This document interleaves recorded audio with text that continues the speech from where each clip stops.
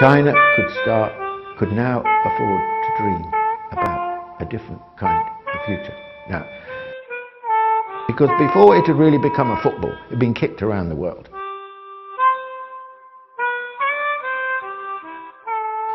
China has had the biggest economy of any country for something like 20 out of the last 22 centuries. The last two were an anomaly.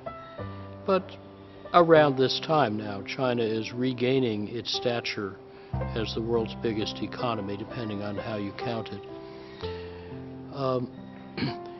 Even in the Tang Dynasty, China made more iron and steel than all of Europe.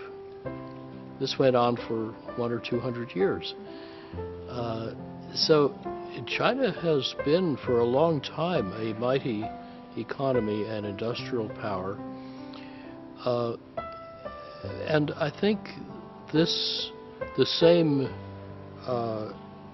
hard work and sense of strategy that has made China a great nation and economy is now being focused on very worthy future directions of Chinese development that are inspiring many in other countries. Well, Chinese dream, I think first of all, Chinese dream, you can interpret Chinese dream in different way. You can, well, in English, Chinese dream is easier, but you can say individual Chinese dream or China as a nation state. If a nation state becomes strong, well, individual will feel safer. Of course, you have a very strong national defense. But if individual become rich, so the nation state will have a sound foundation.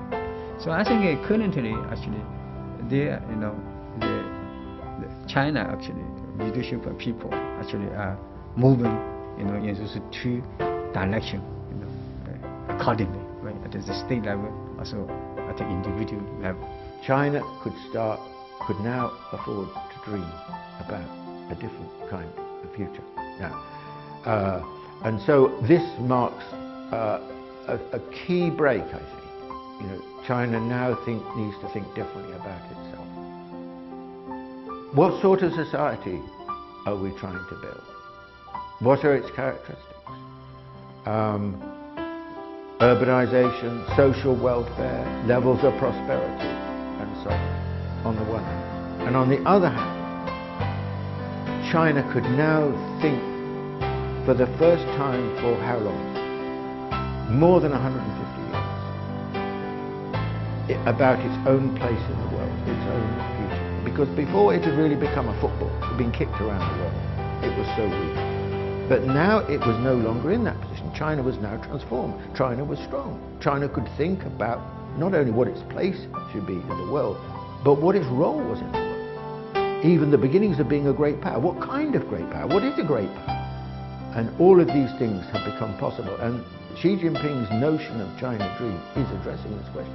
I think the aim of any government in the world is to provide for its people a better condition of life. So that's important. So I suppose what the Chinese dream, if it's to lift the life of people above poverty line, so people can go have income, children can go to school, better health facilities. I think that's for everyone in the world. What I think is the China dreaming is to keep more good relations with the world.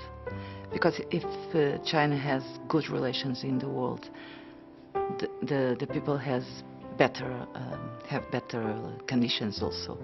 So what I should say is we should have in every parts of the world strong parties, as you have the Communist Chinese Party here.